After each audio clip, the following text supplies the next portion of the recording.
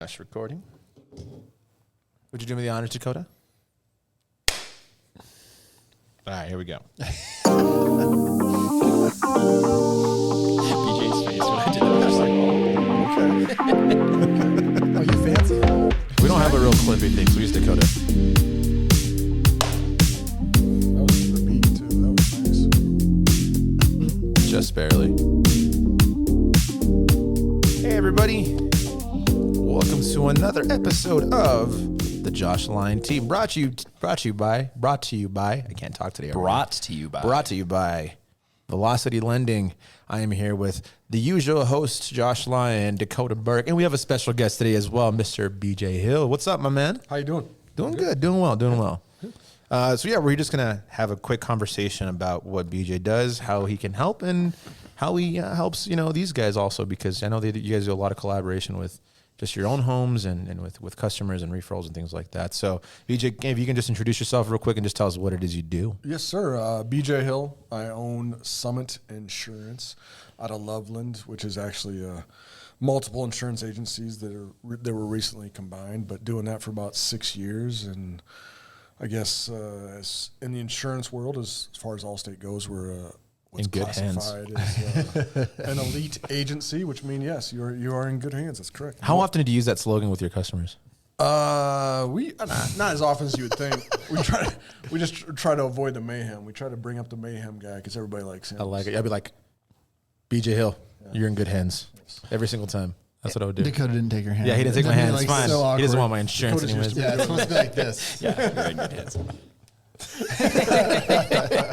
That'd be amazing. How's it going? Yes. Please, sir, can I have some more insurance? I love it. So the Mayhem guy is more of your guys' deal, huh? Yeah. I like it.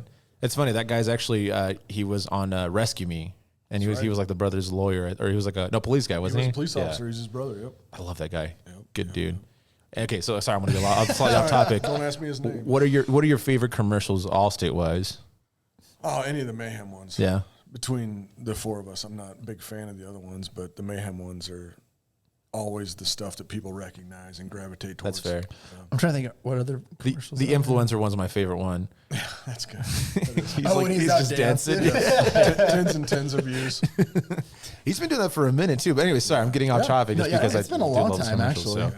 Yeah, I don't know where he went. How did you get into the business? I was in a completely different profession for a long, long time. I was a college basketball coach, and when I got relieved of those duties, I just kind of did some thinking on a lot of different avenues, and I actually was pretty fortunate enough that my old man was in the industry for a long time and brought a lot of the benefits and educated me on a lot of the stuff, and it's something that I thought I could still use the competitive juices, still use the team building, still use a lot of the skills that made me successful in coaching, and so far it's transferred over in a good way. That's awesome, man. That's cool. Where was the last place you coached, if you mind me asking? I was the head coach at University of Northern Colorado. Oh, all right. Let's go He Bears. was at Uncle Burr. I like it, man. That's very cool. And you said, I'm sorry, how long have you been doing this for, you said? I'm in year 6 of doing this. That's awesome, man. Very cool. I actually stumbled upon your video the other day. Good job. You have a pretty good producer. If you need someone for that, just I'll let your boy. But Oh, wait, did you do your video? No. Oh, no.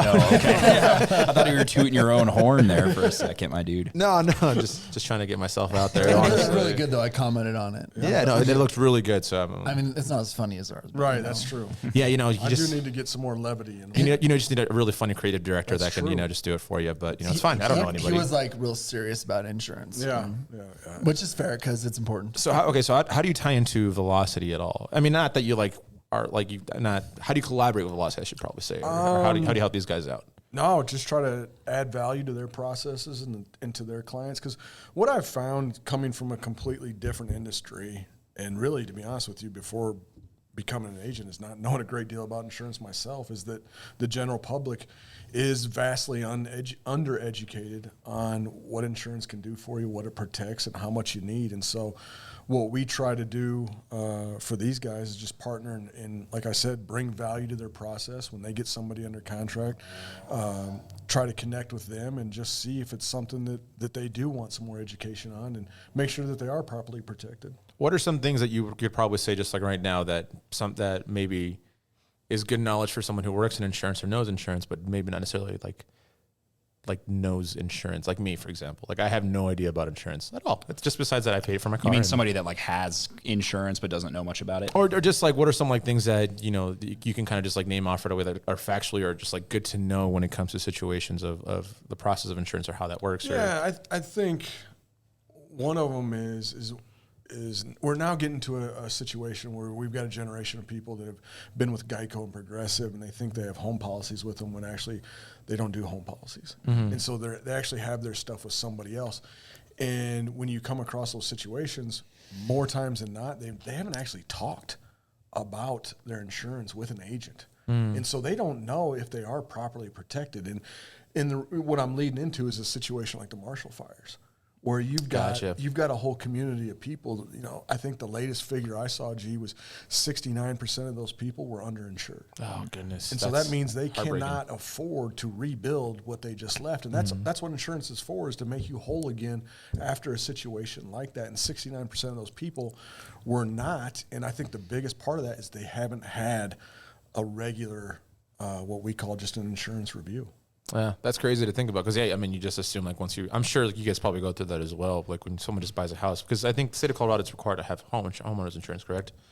Everywhere. When you purchase. Okay, everyone. Sorry. Listen, I'm just going to go specifically with what you guys do with. I was just going to agree with him and be like, yeah. So, I'm not wrong by asking that. Okay. so how it works on our end whenever you buy a home, you have to be insured prior to moving into the house. So you either collect a year in advance when you close, or if you want to not escrow it, which escrow means basically it's a savings account you put into a savings account, and then you collect it, and then the lender pays it for you. You can also just pay it yourself whenever it comes due, but you have to collect a year in advance and have that paid prior when you close on the house, not prior, but the day you close on the house. No matter what, escrow accounts or not. Yeah. Correct. So especially you're required to have insurance. Yeah. So like obviously as a lender, when the lenders review it, they want to make sure that you have hopefully enough coverage to rebuild your house so they can get the value out of it. All right, that's crazy. Yeah, because like I said, you're kind of put on the point right now. I didn't know. I mean, you sometimes, well, for one, I don't own a home, but I'm sure for those people that sometimes don't, they're just like, oh, well, I have it through this insurance company and that insurance company, but they actually don't do it. That's something that I would never think about. Yeah, Another one, is people think they should always file a claim, and that's not necessarily the case. Whether it's home or auto, you really should talk to an agent and see what your policy covers, what type of coverage you have, where your deductibles at. So let's just say you've got a $500 deductible, and you've got a claim that's going to cost you $490. Yeah, definitely don't do that. Don't do that. Or if it's $580, I'm going to probably advise you not to file that claim, because now, depending if it's surcharged or not, is that going to affect your rate at renewal and bring your insurance up? We just had a hailstorm the other night. Those when you have a catastrophe storm, when the insurance carrier such as Allstate declares that as a catastrophe storm, those people who file a claim for that date will not be surcharged on their next go around, which is also a big deal. But if you don't have a relationship, if you're not in communication with an agent, somebody can help you with those things. A lot of times you can make the wrong choice and it affects you down the line. Because people will file a claim which they shouldn't file, and then your premiums go up. Your premiums go up, or they will consider you uninsurable, and then Allstate or somebody won't insure you. So then you have to go to Joe Blow down the street to get insured, and it's super expensive with horrible coverage. So let me ask you this, kind of going off of the what you were saying about having a relationship with insurance person, more specifically with yourself. Yeah. What do you do to make that relationship seem a little bit more welcoming, or more of like hands-on, more hands-on, or just kind of feeling like more? The best way I can describe this is like when you go to like a tattoo parlor. I would love more tattoos, but I hate going to those places because it feels so unwelcoming, right? And I feel like sometimes with any type of like, even with lending or with insurance, there's that mindset of like, I feel like an idiot because I don't know what's going on. How do you build that relationship? Or these people are after me for money. Yeah, or how do you build that relationship towards, like you said, like having someone call you and be like, hey man, like I know that this is going on. Like, what do you suggest? Because I would never do that, because I'm just like, I don't want to waste your time, or I feel like I'm asking a stupid question. She's got a good question right there.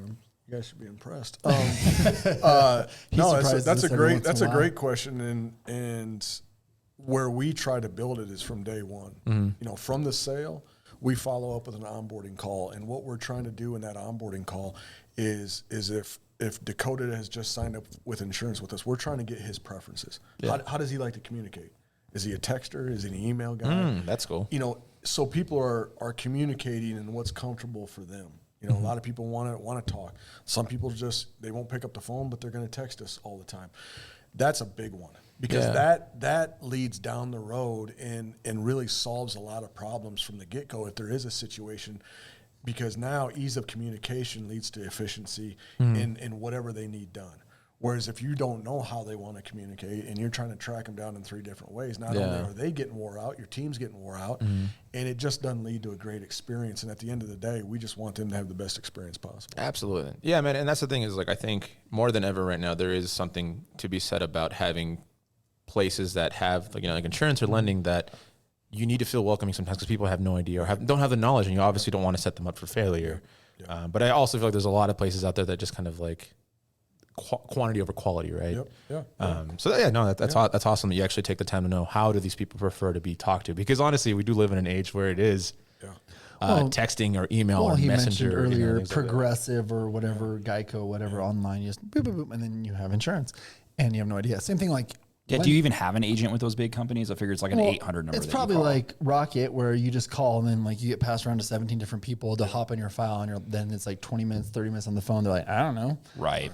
Whereas if like you call us, like you're talking to someone who's handling your file, myself, Dakota, Omar, same thing with BJ when you call him or his team.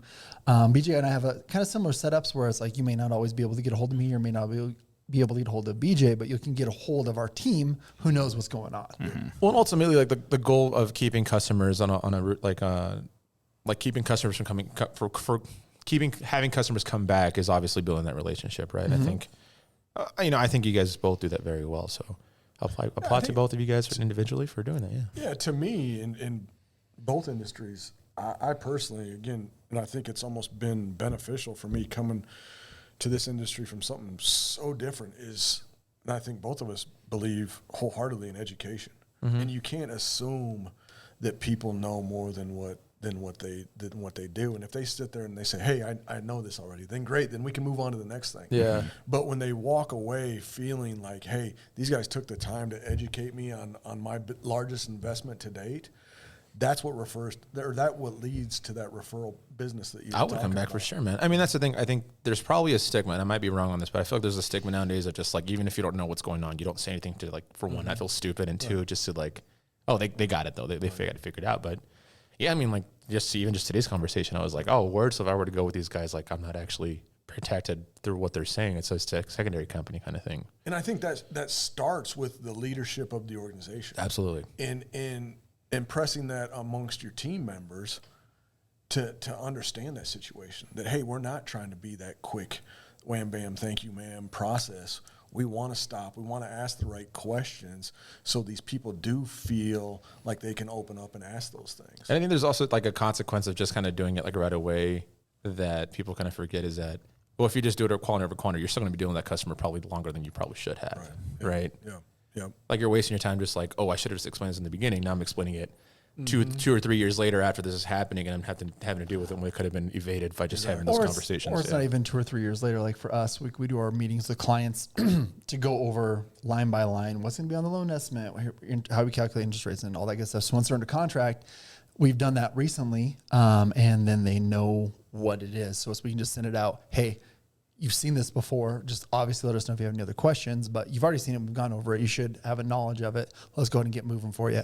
So it obviously helps with education, but then obviously helps with the smooth process on our side once we get a contract to go ahead and get that going for them and get that closed sooner. Well, and there is a huge difference on the people that we have done that meeting with versus people that are like, I've done this before. Let's just go ahead and get under contract. They always have questions. Yeah. And it just slows down the process once you get under contract, which then makes it, I should say, a bad experience. It doesn't make it a bad experience, but it just makes it, okay, we just have to go back, go over it, and then we could be just slowed down a little bit. Very cool, man. Yeah, it's crazy. I mean, like I said, I know we've been doing this for a while, and I'm still as uneducated as doesn't own a home. Yeah, it's gonna be a minute. Being a musician / podcaster guy, doesn't pay the bills as well as you think. So, BJ, we want to thank you so much for coming on today, man. How can the people reach you? What's the best way? And any advice that you might have, just like in the last couple of words. Best way to get a hold of me and our agency is just bjhill@allstate.com. That's the email address. Comes straight to me. You can call or text the agency at 970-667-9133. We try to make it as easy as possible. Those are the two easiest things to do to get in contact with us. But the biggest thing is, man, if you don't have a relationship with somebody, or don't feel like you can have a relationship with somebody, give us a call. We'll review your stuff, even if it's not with us. I don't care. Give us a shout.